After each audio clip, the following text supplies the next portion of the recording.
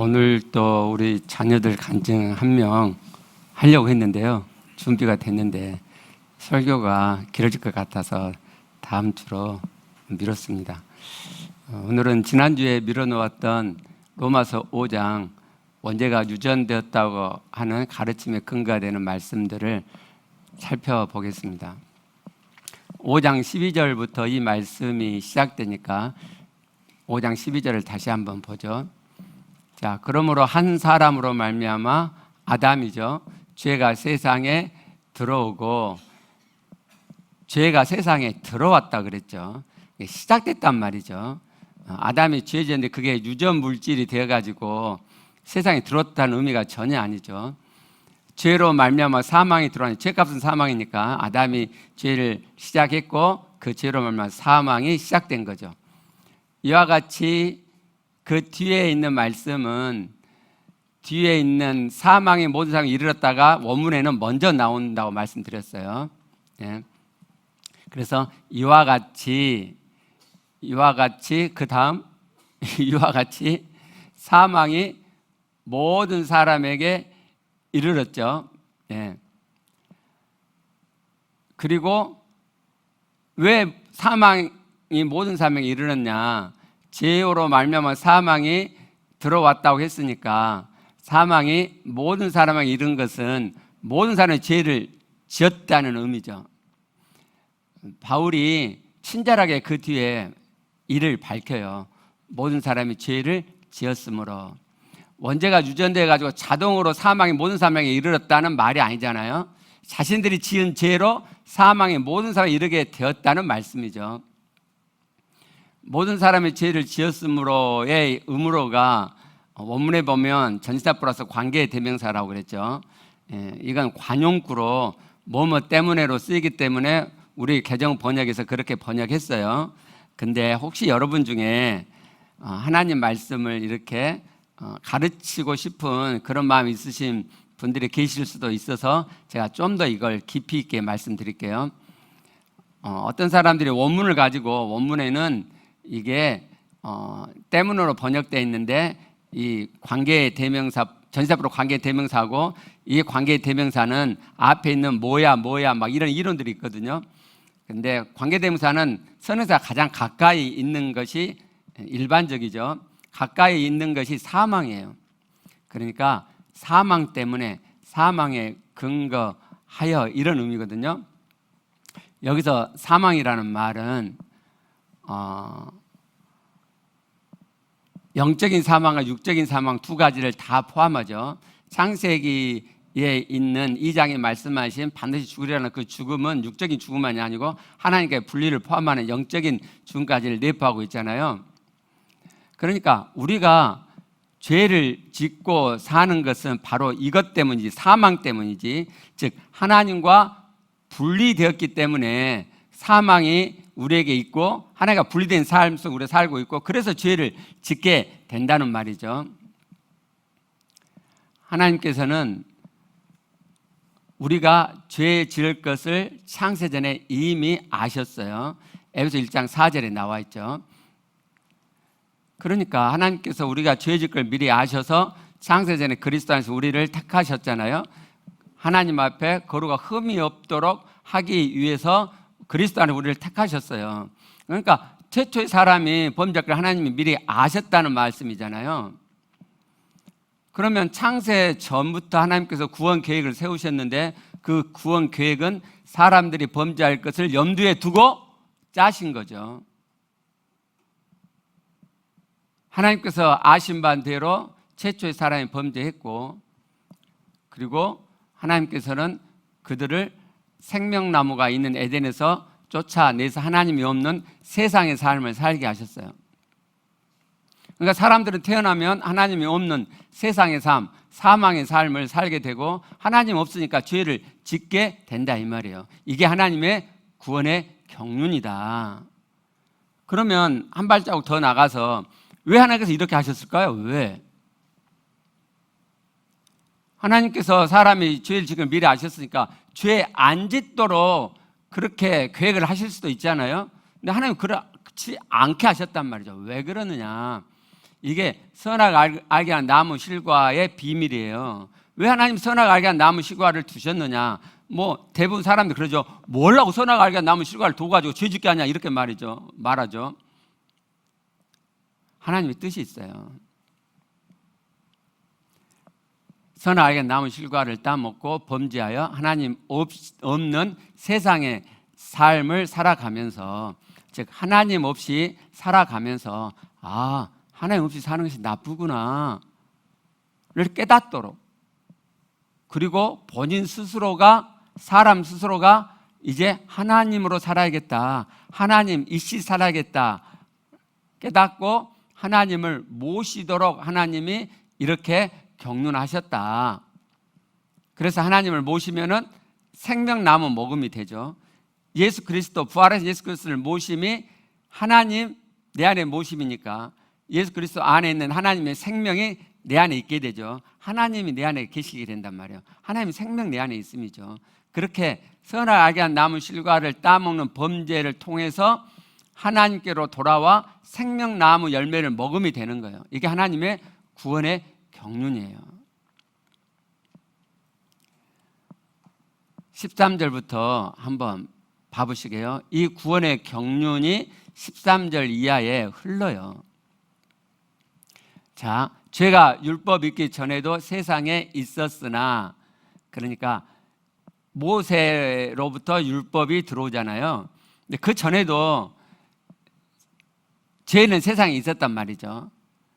율법이 없을 때에는 죄를 죄로 여기지 아니하였느냐, 죄로 규정이 안 됐단 말이죠. 율법이 없으니까 이것이 죄야 라는 규정이 없었지만 죄는 있었다. 14절, 그러나 아담으로부터 모세까지, 율법이 없었을 때죠, 아담의 범죄와 같은 죄를 짓지 않은 자들까지도 사망이 왕노릇하였나니, 조금 전에 제가 말씀드린 구원의 경륜이죠. 하나님의 구원의 경륜을 따라서 사람은 범죄했고 하나님 없는 사망의 삶인 세상으로 내보내졌어요. 아담은 오실자의 모형이라. 무슨 의미냐면요, 아담이 죄를 시작했죠. 그래서 사망이 시작됐죠. 그래서 그로 인해서 하나님께서 최초의 인류를 하나님이 계시는 에덴 동산이 아닌 에덴 동산 밖으로 내보내셨어요. 하나님 없이 살도록. 그게 사망이잖아요. 이렇게 아담을 시작으로 해서 사망의 삶이, 죄를 지어 사망에 이르는 삶이 시작됐다. 그런 의미에서 아담이 모형이다 라고 이야기를 하는 거예요. 이 의미가 이 이후로도 계속 돼요. 자, 봐보시게요.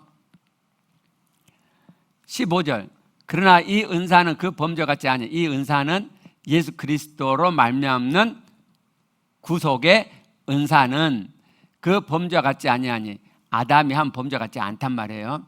그래서 곧 한 사람의 범죄를 인하여 많은 사람이 죽었은즉, 자, 여기서부터 이 표현이 이제 등장하기 시작해요. 15절만 딱 떼놓고 보면 한 사람, 아담이죠. 아담의 범죄를 인하여 많은 사람이 죽었은즉, 그러니까 아담이 범죄했고 그 범죄가 유전돼 갖고 모든 사람이 죽었어 라고 착각하기 쉽단 말이죠. 근데 우리가 12절부터 쭉 봤잖아요. 그런 맥락이 아니잖아요.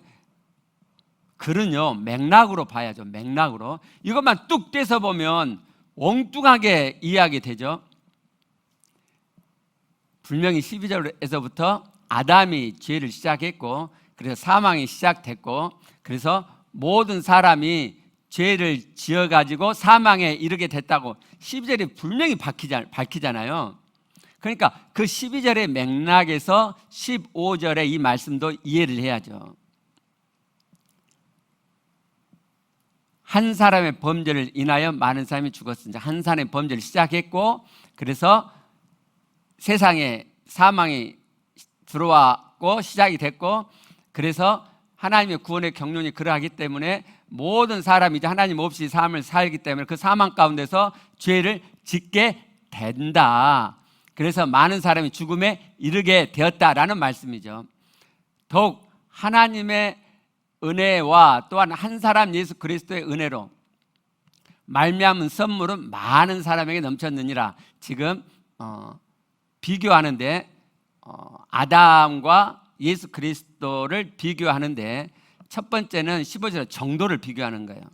아담이 범죄를 시작해서 쭉쭉쭉쭉 이렇게 연결되어졌는데, 근데 그것보다는 그리스도의 은혜는 많은 사람에게 넘친다. 그 정도가 훨씬 더 크다는 거예요. 자, 16절을 보시면 또 이 선물은 범죄한 한 사람으로 말미암은 것과 같지, 또 비교를 다시 하는 거예요. 같지 않다. 어떻게 같지 않냐? 심판은 한 사람으로 말미암아 정죄에 이른 결과를 지금 비교하는 거예요. 결과를. 아담이 범죄를 시작했잖아요. 그래갖고 그 결과가 어떠냐? 사람들이 정죄에 이르죠. 심판을 받아 정죄에 이르게 되잖아요. 근데 예수 그리스도는 많은 범죄를 말미암아 의롭다 하심의 결론이 맺어져요. 예수 그리스도의 결과는 뭐냐? 의롭다 하심이라는 거예요. 역시 이 부분도 12절의 맥락에서 읽어야죠. 범죄한 한 사람으로 말미암은 것과 아담이 범죄를 시작한 것으로 이해를 해야죠. 그 다음 말씀을 보면 아담이 죄를 시작했다는 의미지, 아담이 죄 지은 것이 유전 물질이 되어가지고 그것이 이 세상에 시작됐고 그래서 모든 사람이 자동으로 죄를 짓게 됐다라는 의미가 전혀 아니죠. 전혀 아니에요. 지금 예수 그리스도와 결과를 비교하는 의롭다 하심만 봐도 잘 알 수 있죠. 자, 예수 그리스도로 말미암아 사람들이 의롭게 됐어요. 자동으로 모든 사람이 의롭게 됐어요? 언뜻 보면 그렇게 읽히죠. 우리는 알잖아요. 예수 그리스도로 말미암아 모든 사람이 자동으로 의롭게 됐어요. 자동으로? 아니잖아요. 믿는 사람에게 의롭다 하심이 적용되죠. 그죠? 믿음이 있어야 의롭게 되는 거지. 예수 그리스도가 구속을 이뤘다 그래서 자동으로 모든 사람에게 의로움이 미치는 게 아니죠. 마찬가지로 아담이 죄를 지었어요. 그래서 그게 자동으로 그 뒤에 있는 사람들에게 다 유전되는 게 아니다. 그런 비교가 아니란 말이에요. 17절 봐봐요. 한 사람의 범죄로 말미암아 또 나오죠. 계속 한 사람의 범죄로 말미암아 사람이 그 한 사람을 통하여 왕노를 하였어요. 14절 사망 왕노릇이 여기 다시 언급되고 있죠.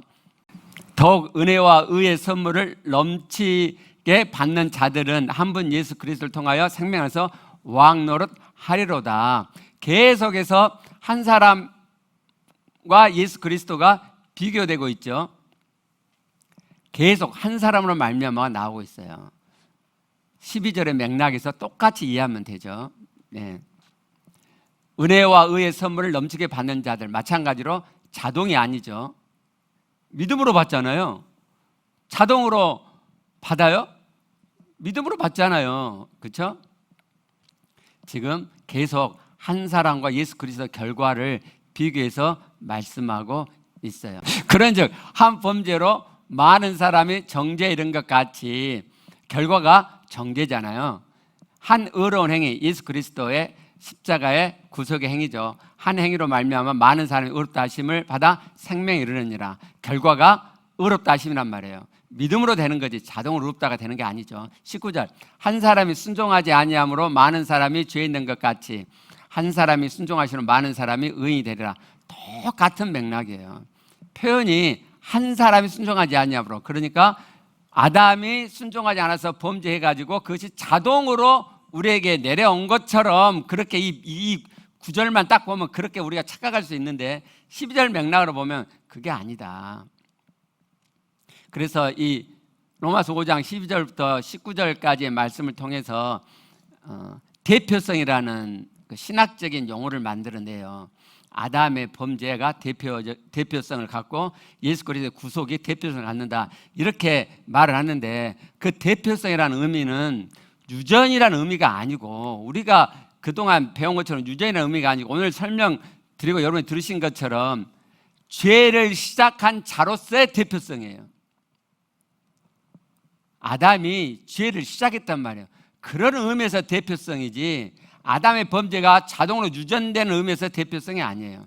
그러니까 최초로 아담이 죄를 지었잖아요. 하나님 이미 아셨잖아요. 그래서 그걸 염두에 두고 하나님이 이 구원 계획을 짜셨죠. 그리고 그대로 지금 실행하고 계시는 거잖아요. 그걸 경륜이라고 하잖아요. 그러니까 무슨 의미냐면 내가 최초의 사람이 되었어도 나도 아담처럼 범죄하게 된다 이 말이에요. 그게 하나님의 구원의 경륜이란 말이에요. 여러분은 뭐 의지가 강하고 믿음이 좋으니까 최초의 사람이 됐으면 죄를 안 지을 수 있었는데 아담이 죄 지어가지고 망해본 게 아니고 그게 유전된 게 아니고 우리도 최초의 사람이 되면 똑같은 과정을 겪게 된다. 그게 하나님의 구원의 경륜이란 말이에요. 그러면 이런 의문이 들죠. 왜 하나님 그렇게 경륜하셨죠? 앞에 설명드렸어요. 그 죄를 통해서 선악을 알게 한 나무 실과를 따먹는 죄를 통해서 하나님 없이 사는 사망의 삶을 겪고 하나님 없이 사는 삶을 통해서 사람이 스스로가 하나님으로 사는 것이 나쁘구나 라는 걸 깨닫고 스스로 하나님과 함께하는 삶으로 돌아오도록 하나님께서 그렇게 경륜하셨단 말이에요. 이게 하나님의 지혜예요, 지혜.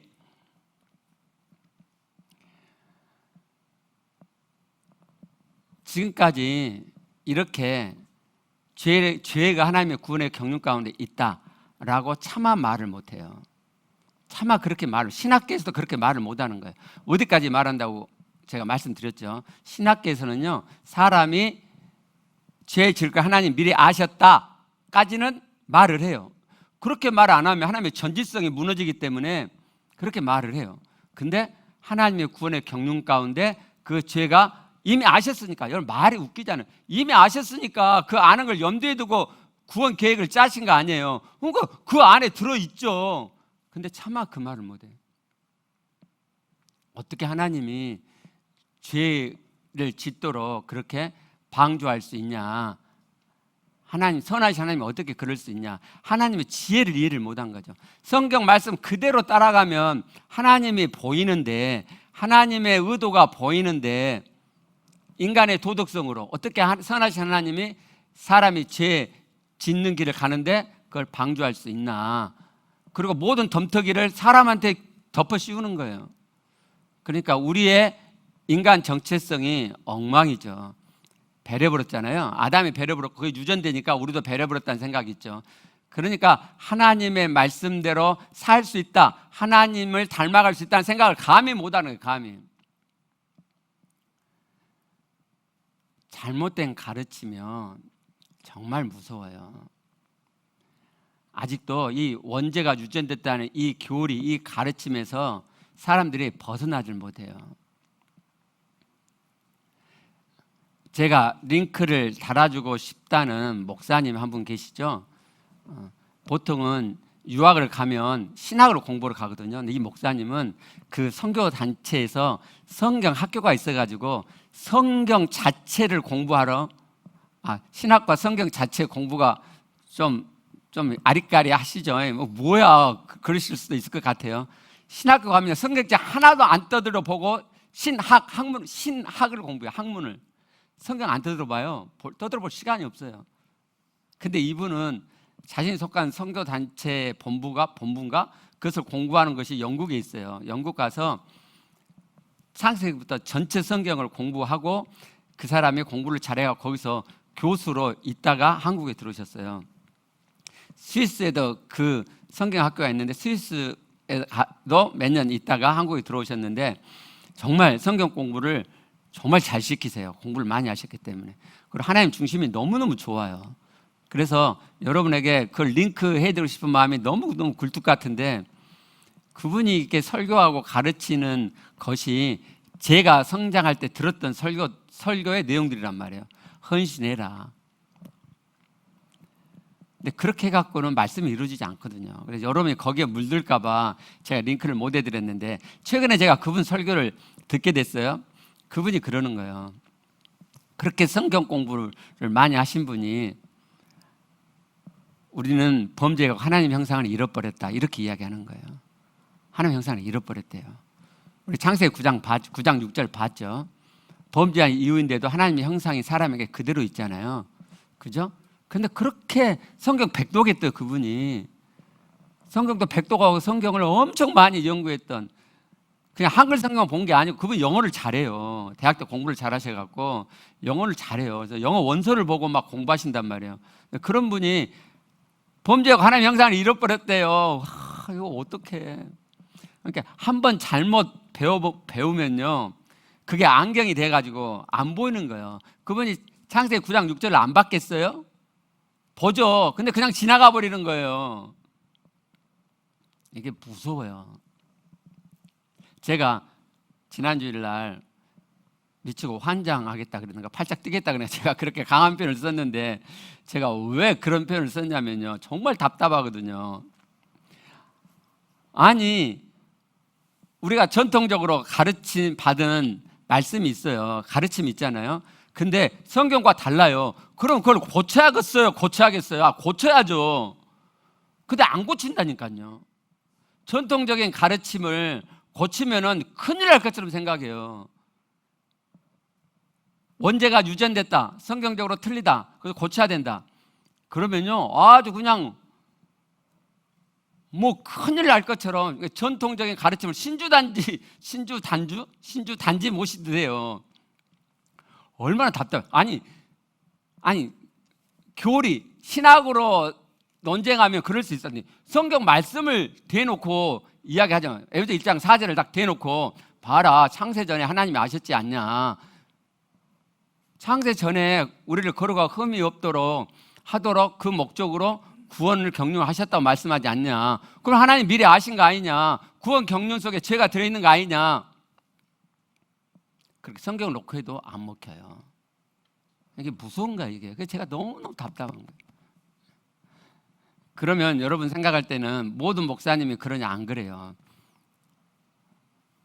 지금 어떤 목사님이요, 그 사진 한번 보여주세요. 자, 성경에 원죄는 없다죠. 이분이 세미나 하시는 거예요. 이분이 지금 어쩐지 모르겠는데, 원래는 미국에 조그마한 교회가 있고 인천에도 교회가 있어요. 전에는 왔다 갔다 하면서 목회를 하시고, 한국에 들어오시면 한 달에 한 번 세미나 했는데, 요즘은 일주일에 한 번씩 막 세미나 하시더라고요. 그럼 저한테 저걸 보내줘요. 성경에 원죄가 없다. 이분은 사명감을 갖고 잘못된 교리, 가르침에 대해서 세미나를 하는 거예요. 제가 몇 년 전에 갔을 때 목사님들이 한 100명 정도 모였었는데, 요즘은 그렇게 안 모이는가 봐요. 인기가 없는 거죠. 성경 그대로 가르치는데 인기가 없어요. 그분 교회도 별로 안 큰 것 같아요. 인기가 없어요. 왜요? 겁나죠. 자기가 배운 것과 달리 가르쳐. 그럼 이거 뭐야? 이단 혹시 아니야? 뭔가 잘못된 거 아니야? 그래가지고 사람들이 안 가는 거예요. 그러니까 성경 말씀 그대로 확인할 줄은 모르는 거예요. 성경 말씀 그대로. 정말 답답하죠. 정말 답답해요. 우리는 성경 말씀 그대로 믿게요. 성경 말씀 그대로. 누가 뭐라고 해도 정통적인 가르침이, 여러분 답답하죠. 500년 전에, 캐캐몬 500년 전에 만들었던 교리 가르침이 500년이 지난 지금에도 그게 말이 안 되잖아요. 성경을 해석하는 것이 얼마나 발달했는데, 옛날 그 도덕적인 관념에서, 개념에서 만들었던 그런 성경의 교리를 인간적인 헬레니즘의 이부분적 사고에서 만들었던 교리를 왜 지금도 사수를 해야 되냐, 이 말이에요. 왜? 아니, 말씀 그대로 맞으면 사수해야죠. 말씀과 틀리는데, 그리고 그것 때문에 하나님의 구원의 경륜 우리에게서 이루어지지 않고 자꾸 덜컥덜컥 막히는데 왜 그걸 사수를 해야 되냐고. 왜? 우리 그러지 말고요, 누가 이상하다 뭔 소리를 해도 성경 말씀 그대로 신앙하시고, 성경 말씀 그대로, 성경 말씀 그대로. 하나님의 구원의 경륜 PPT 한번 보시게요. 하나님의 구원의 경륜이 이렇게 진행되잖아요. 창세기 1장에서 만물 창조를 완성하세요. 사람을 창조하셨어요. 근데 그 창조는, 사람 창조는 완성이 아니고 시작이란 말이에요. 사람이 범죄해서 하나님 미리 아셨죠. 범죄했어요. 예수 그리스도로 말미암아 구속을 계획하셨고 실행하셨죠. 그래서 예수 그리스도의 십자가의 피로 말미암는 제사함의 구속을 믿음으로 가져온 자는 그의 모든 죄값이 다 사함받죠. 그래서 하나님의 아들이 되죠. 그리고 하나님께서는 그렇게 하나님의 아들이 된 자들을 하나님 닮은 참 아들 되어가게 경륜하시죠. 이게 하나님 닮은 참 아들 창조죠. 이게 하나님의 태초 창세 전에 계획하신 사람 창조의 구원 경륜이란 말이에요. 여기까지가.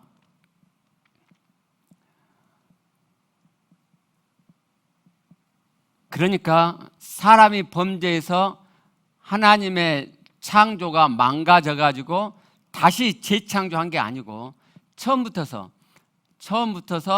하나님께서 창조하신 구원의 경륜이, 사람 창조 구원 경륜이 이렇게 일직선으로 진행되고 있고 지금도 진행 중이죠.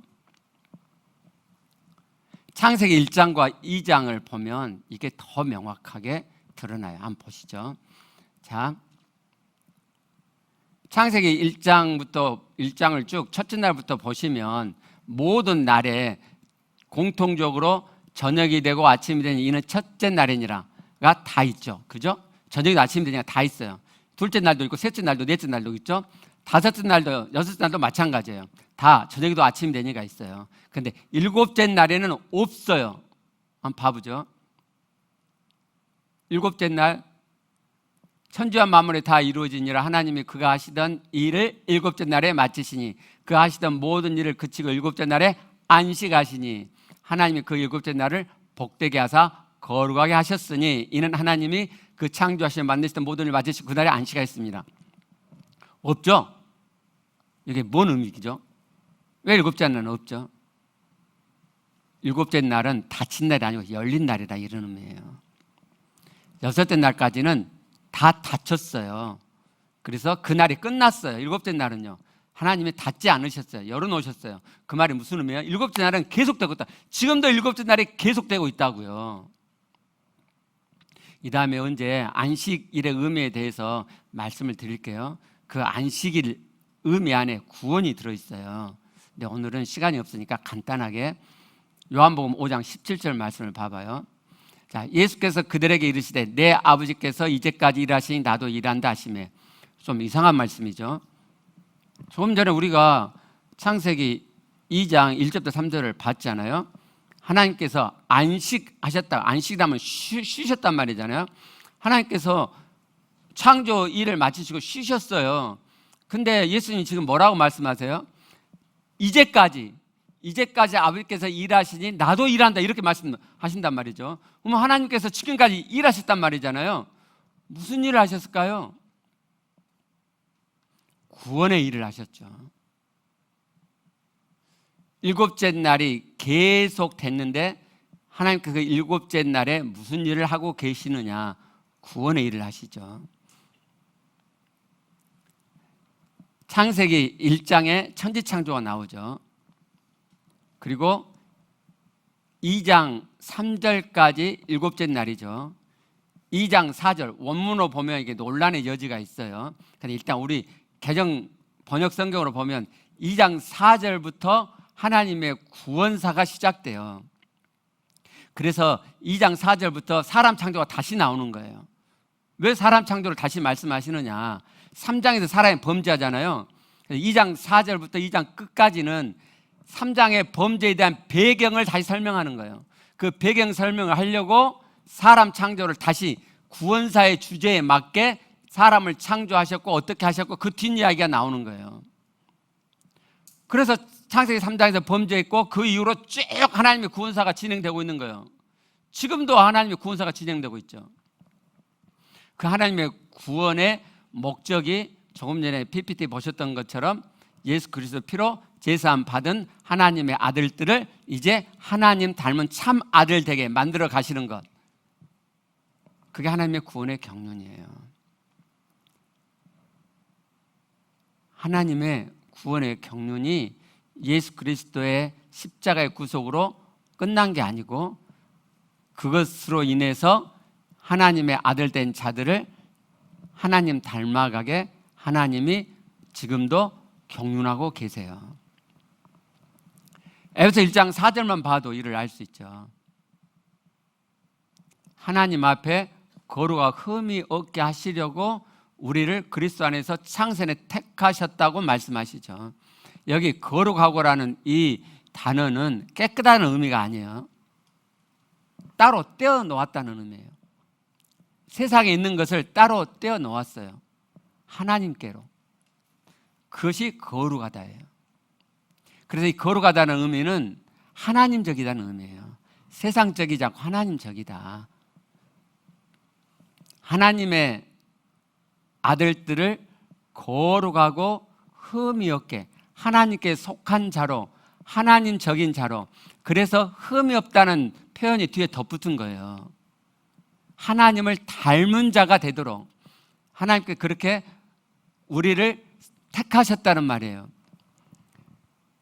지난주에 우리가 보았던 것처럼 이 거룩하고 흠이 없다는 말씀의 1차적인 의미는 1장 7절에 나와 있는 죄사함이죠. 그리스도의 피로 말미암아 속량받는 것, 죄사함 받아 우리가 하나님께 거룩하고 흠이 없는 자가 되죠. 원리적으로 실제는 죄가 있는데 그러나 하나님 보시기 우리는 거룩하고 흠이 없는 자가 돼요. 그걸로 끝이냐? 아니란 말이죠. 에베소를 쭉 보면 이 뒤에 있는 모든 말씀은 다 실제적으로 거룩하고 흠이 없는 자가 되게 하는 말씀으로 가득 차 있어요. 시간 없으니까 5장 1절 한 구절만 봐봐요. 그러므로 사랑을 받는 자녀같이 너희는 하나님을 본받는 자가 되라라는 말씀이에요. 명령형이에요. 현재 명령형이에요. 헬라어로는 현재 명령이라고. 헬라어 현재는 계속 진행되는 걸 의미하죠. 계속 하나님을 닮아가는 자가 되는 것. 그리스도의 피로 죄사함 받고 끝난 게 아니고 계속 하나님을 닮아가는 여정을 가는 것이 구원받은 자의 여정이죠. 그래서 하나님께서는 우리가 하나님을 닮아가도록 구체적인 지침이 되는 말씀들을, 계명들을 우리에게 주셨어요. 하나님께서 이스라엘 백성을 이런 거룩한 백성으로 부르셨죠. 출애굽기 19장 6절에서 제사장 나라, 거룩한 백성으로 부르셨어요. 그래서 세상과 구별된 하나님께 소속된 하나님의 백성, 원리적으로 소속이 그렇게 될 뿐만 아니라 진짜 하나님 닮은 거룩한 구별된 백성이 되도록 하나님께서 지침이 되는 말씀을 주시죠. 그리고 그 말씀대로 거룩한 자가 실제 되어가지고 하나님적인 자들이 되어가지고 제사장 역할을 하도록, 제사장 나라가 되도록 그렇게 하셨죠. 이스라엘 백성들 실패했어요? 성공했어요? 실패했잖아요. 그리고 신약 백성은 우리에게 똑같이 하나님 말씀하시죠. 베드로서 2장 9절 왕 같은 제사장들이여 거룩한 나라요. 우리를 거룩한 나라로 부르셨대요. 출애굽기 19장 6절과 다른 점은 하나 있는데 그게 뭐냐면은 나라가 거룩한에 붙었죠. 이스라엘 백성들에게는 거룩한 백성이라고 하셨어요. 제사장 나라라고 했는데 그 나라가 여기는 제사장에 붙은 게 아니고 거룩한에 붙었어요. 같은 의미죠, 결국은. 그래서 하나님의 구원은 개인적인 구원이 아니에요. 하나님의 구원은 개인적이지 않다. 나라, 교회 공동체를 이루어가지고 제사장 역할을 하는 거예요. 그러면 우리에게도 하나님께서 신약 백성 우리에게도 거룩한 백성, 거룩한 나라가 되도록 세상과 구별된 하나님 맛이 나는, 하나님 멋이 나는 자가 되도록 지침이 되는 말씀들을 주셨겠네요. 주셨죠. 우리가 그 말씀대로 따라가면 하나님을 닮아가게 되죠. 그래서 제사장 역할을 하는 거예요. 어떻게 하면은 저렇게 살 수가 있지? 어떻게 하면 저런 삶이 가능하지? 그렇게 되도록 지침되는 말씀을 우리에게 주셨어요. 몇 가지만 보면 아내들아 자기 남편에게 복종하기를 주께 하듯 해라. 교회가 그리스도에게 복종하듯이 너희도 남편에게 그렇게 복종해라. 남편들아, 아내 사랑하기를 그리스도가 교회에게 하듯 그렇게 사랑해라. 네 자신처럼 사랑해라. 자녀들아, 부모에게 순종해라. 공경해라. 아비들아, 자녀를 넓게 하지 마라. 주의 교양과 훈계로 양육해라. 종들아, 종업원들아, 그리스도께 하듯 너희의 상전을 섬겨라. 상전들아, 주인들아, 종업원들을 그리스도께 하듯 그렇게 대해라. 이 말씀 그대로 우리가 하면 이 땅에서 천국 되어 살아요. 완전히 세상과 구별된 아주 독특하고 특별한, 우와, 어떻게 저렇게 살 수 있지? 세상 역할을 하게 돼요. 하나님을 선전할 수 있게 된다는 거예요. 하나님의 탁월함, 하나님의 미덕을 우리를 통해서 보여줄 수 있게 돼요. 근데 사람들이 이러지 않죠. 교회 다니는 사람들, 이런 사람 별로 없죠. 요즘은 교회 다니는 사람들 보고 교회 안 나온다고 그러잖아요. 교회 다니기 싫대요. 교회 다니는 사람들 보니까. 왜 이런 말씀들이 우리에게 실제가 안 되느냐? 첫 번째는요, 영으로 충만하지 않아서 그래요. 이 말씀, 이 관계 속에 주신 하나님의 말씀은 에베소 5장 18절 이하의 영으로 충만했을 때의 상태로 주신 말씀이거든요. 성령으로 충만함을 받아라. 성령이 아니고 영이라 그랬죠. 영으로 충만함을 받아라. 영으로 충만해졌을 때 자연스럽게 나오는 삶의 모습들이에요. 영으로 충만한 게 중요하죠.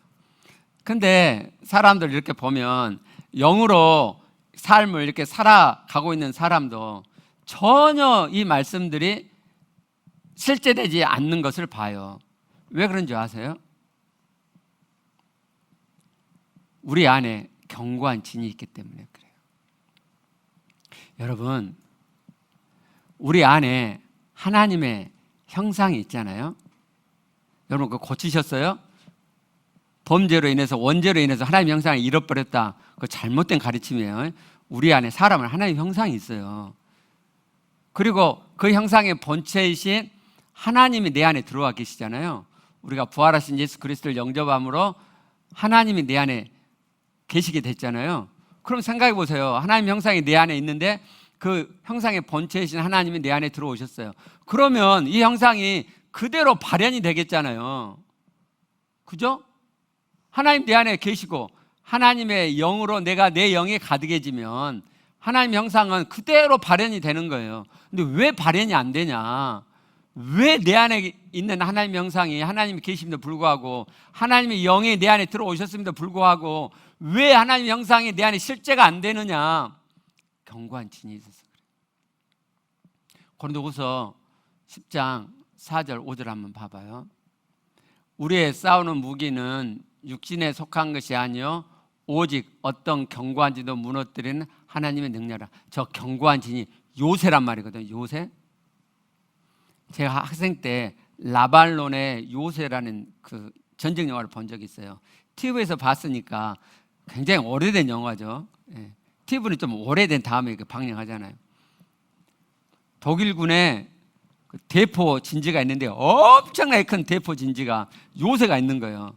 그것 때문에 연합군이 어떻게 해볼 수가 없는 거예요. 그러니까 특공대를 보내잖아요. 그 요새를 무너뜨리죠. 그런 무시무시한 요새가 우리 안에 있다 이 말이에요. 근데 그 요새가 뭐냐? 모든 이론을 무너뜨리냐? 이론, 생각이란 말이거든요. 하나님 하는 것을 대제가 높아진 것을 다 무너뜨리고 내 안에 있는 이 견고한 진 요새는요, 하나님 지식에 대적하는 거예요. 하나님 지식인 말씀에 반대되는 생각이 내 안에 있다. 모든 생각을 사로잡아. 저 생각은 사상으로 번역할 수 있는 단어예요. 모든 하나님께 대적하는 생각, 사상이 내 안에 있는데 그것을 사로잡아 그리스도에게 복종하게 될 때 말씀이 내 안에 이루어지는 거예요. 근데 우리는 견고한 진이 아직 너무 단단해서 하나님의 말씀이 오히려 그 견고한 요새에 부딪혀서 추풍 낙엽으로 떨어져 나가기 때문에 말씀이 이루어지지 않는 거예요. 그러니까 그러는 거죠. 뭔 남편에게 죽게 하듯이 복종을 하냐라고 내 안에서 딱 들고 일어나는 거죠. 그게 견고한 진이에요.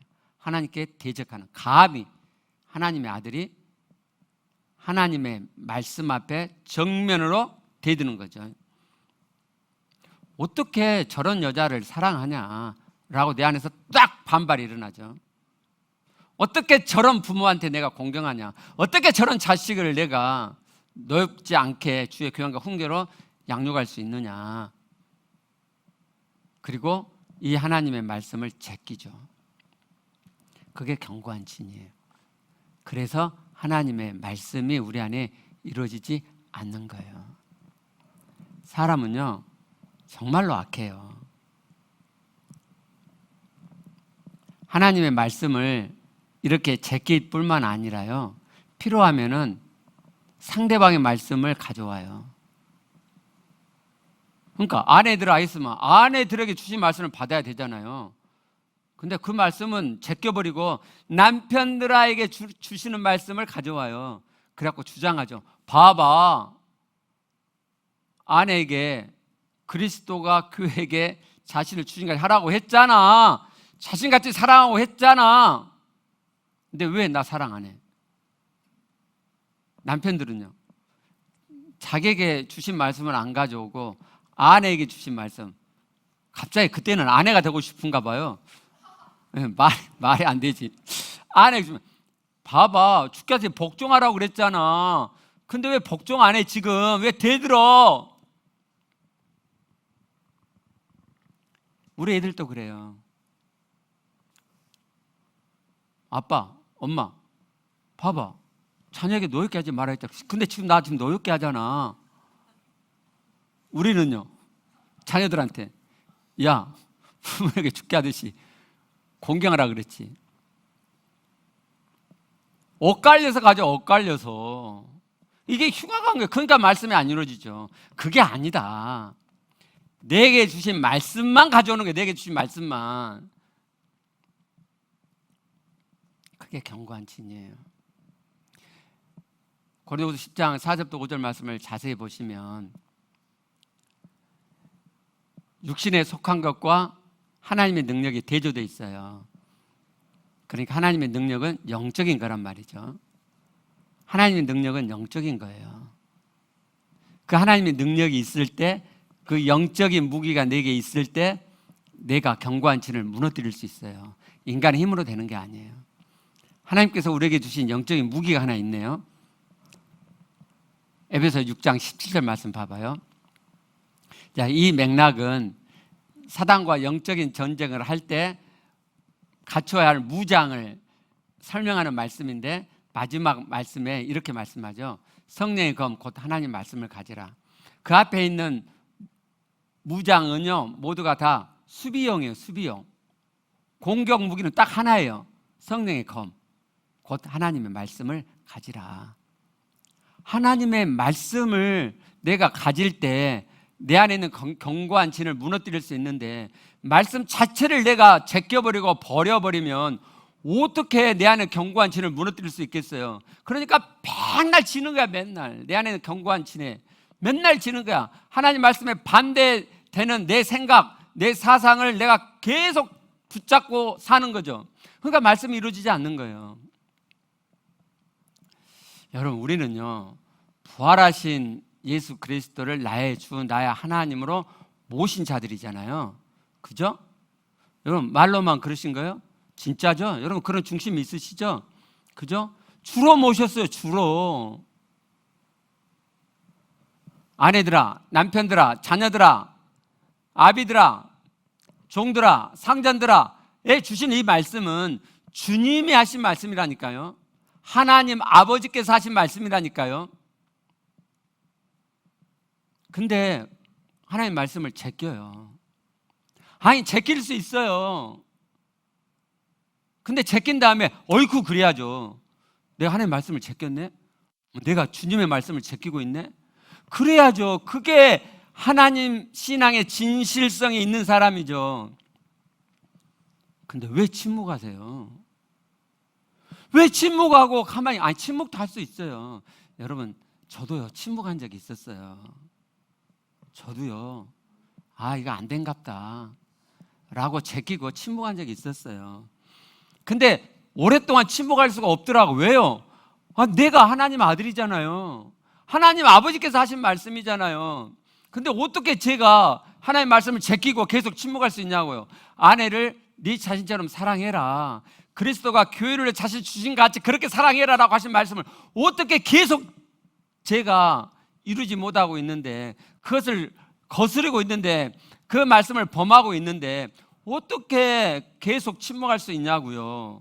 그건 제 신앙이 거짓되다는 것을 스스로 입증하는 거죠. 저는요 더 이상 제 신앙을 하나님 앞에 거짓되게 하고 싶지 않은 믿음의 중심이 있었어요. 그래서 언제부터인지 모르겠는데 제가 그때부터 하나님 말씀을 그대로 가지기 시작했어요. 되든지 안 되든지 상관없어요. 하나님 말씀하시네. 그럼 내가 이 말씀을 가져와야지. 그 말씀을 가져오고 계속해서 실패하는 내 죄를 하나님께 계속 고백했죠. 계속 고백했죠. 그게 한 달도 아니고 1년도 아니고 2년도 아니고 몇 년이 된지 모르겠어요.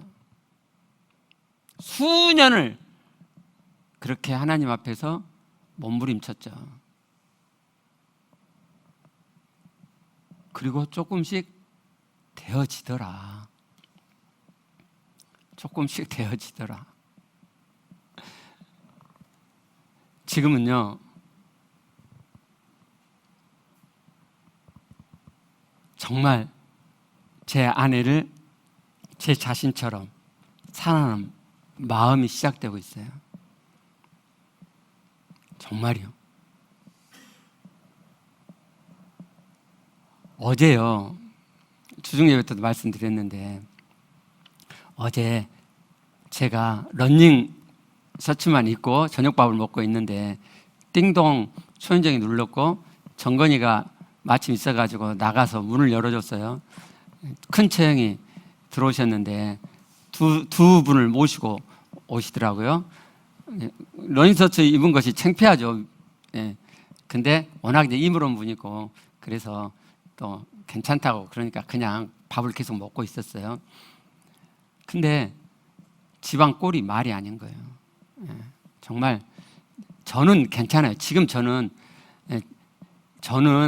일 중심이기 때문에 제가 일을 하면 뭐 깔끔하고 뭐 그런 것 신경 안 쓰거든요. 근데 결혼해서는 제 아내는 집을 깔끔하게 해줬으면 좋겠더라고요.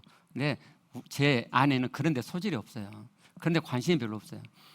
처음에는 막 못마땅해서 투덜투덜하고 막 짜증냈는데 이게 안 고쳐진 걸 알고 제가 그냥 받아들였어요. 그래서 집안이 어떻게 엉망이도 아무 상관없어요. 근데 모르는 사람이 왔는데 교회 다니는 사람이 또 그래서 아차 싶은 거예요. 이분이 제가 목사인 걸 알고 오셨더라고요. 그러면 그분들이 뭐라 하겠어요? 마음교회 정말 말씀으로 살려고 하고 막 그래. 사람들이 듣고 뭐라 하겠어요? 놀고 있네 그러겠죠. 말씀대로 사는 목사가, 살려고 하는 목사가 집안을 그걸로 해? 이럴 거 아니에요. 그래서 제가 마음이 너무 불편한 거예요. 옛날 같으면요, 이제 인비자매를 잡죠. 제 안에서 막 구시렁구시렁 거리고 오기만 해봐라. 근데요, 지금은 안 그래요. 지금은 바로 내 자신처럼 사랑하라고 그랬지. 그러면요, 그런 마음이 한순간에 내려가 버려요. 그럴 때가 오더라. 그럴 때가. 하나님 앞에 말씀대로 살려고 꼼지락 했더니 그럴 때가 오더라. 제가 시간이 없어서 여기까지만 이야기했는데 제 꼬라지를 옛날에 많이 들으신 분은 이게 기적인 걸 알 거예요. 이게 기적이에요. 저한테는. 여러분, 돼요. 정말 돼요. 여러분이 하나님 말씀을 이렇게 계속 간직하잖아요. 또 하나님 우리에게 묵상이라는 좋은 방법을 주셨잖아요. 바위가 연약한 물에 구멍이 뚫리잖아요. 내 안에 견고한 요새도요, 저처럼 그리스도께 하듯 아내를 사랑해라 라는 말씀을 계속 내 마음에 담으면요, 내가 계속 묵상하면 말씀이 마음에 담기잖아요. 그러면요, 제 안에 있는 견고한 진도 구멍이 뚫리고 무너질 때가 와요. 내가 마음에 담은 그 말씀에 성령이 역사해 주시거든요. 이제 마칠 텐데요, 한 주체가 보내온 간증 읽으면서 마칠게요. 눈물 나게 감사합니다. 감사가 올라옵니다. 자녀 양육을 실패했구나. 신앙생활을 하며 하나님을 흘려보내지 못했구나. 함께 맛있는 것 먹을 때 좋고 웃으며 이런저런 얘기 나누고 겉으로 보여지는 스윗홈의 모습에 은근히 만족하는 면이 있었구나 깨달아집니다. 하나님 앞에 마음이 무릎을 꿇습니다. 너무나 죄송합니다. 정신이 차려집니다. 저의 믿음을 돌아보니 참으로 죄송합니다. 눈물이 나는데 슬픔이 아닌 이런 허접함을 보게 하시니 기쁘고 감사해서 눈물이 나는 겁니다. 하하하, 히읗이 3개요. 흐흐인지 모르겠어요. 그래서 또 감사합니다. 저와 함께 하시니 너무나 감사합니다. 주일 설교를 듣는데 주님의 마음이 쏟아져 내리는 느낌입니다. 목사님의 목소리를 통해서 주님의 마음이 쏟아지니 그냥 제 마음이 부드럽게 넓어지고 하나님의 마음이 저러 하시구나, 우리 하나님의 마음이시구나, 그 속에 잠겨서 하나님을 느끼니 그냥 위로가 되고 감사하고 하나님은 영이시구나 새삼 깨닫게 되는 겁니다. 생명이 흩어지며 제 영에서 하나님과 진짜 하나 되고 싶어요. 아버지와 진짜 하나 되고 싶어요. 제 온 마음을 드리고 싶어요. 영이 진실하게 간절하게 외치는 겁니다. 정말 감사합니다. 모든 것이 감사합니다. 이 아침 평안이요 재앙이 아니니라 말씀이 온몸에 퍼집니다. 자녀들의 부활 신앙 간증을 들으며 기쁘고 감사하고 이런 게 기적이지 또 감사하며 기도와 소망이 됩니다. 남편에게도 자녀에게도 흘러 부활하신 주님을 주님으로 고백하며 하나님을 믿는 가정이 되기를 소망하며 구하며 기대합니다. 제 믿음이 너무나 부족하고 허접하지만 함께 하시는 주님이 응원하시고 위로하시니 꼼지락하며 중심을 세우며 믿음의 여정을 갑니다. 이 길이 감사합니다. 눈물 나게 감사합니다. 아버지 불러주셔서 감사해요. 아버지 사랑해요. 아버지 사랑합니다. 이 간증을 보내신 분은 자신의 자녀 양육의 부족함을 지금 절감하고 있으시죠. 이렇게 해가시면 되는 거예요. 우리가 다 되어서가 아니고 하나님 말씀을 그대로 가져와 그 말씀대로 살지 못하고 나의 죄악된 모습을 보고 그리고 그걸 하나님께 고하고 그 말씀을 가져와서 그 말씀대로 살아가고자 다시 꼼지락해 가시면 되는 거예요. 그럼 하나님이 되어지게 하세요. 이 지체 간증을 보면 되어진 면이 많이 묻어 나오죠. 이제 자녀에게 가족 구성원들에게도 하나님을 보이고자 하는 마음을 가지셨으니까 점점 되어져 가실 거예요. 여러분 되어져 가실 거예요. 그게 어려운 게 아니라니까요. 하나님 말씀을 그대로 가져오시면 그리고 내 죄를 보시면 그리고 그 말씀대로 살고자 다시 꼼지락에 가시면 우리 죄는 다 용서됐잖아요. 뭐가 문제예요?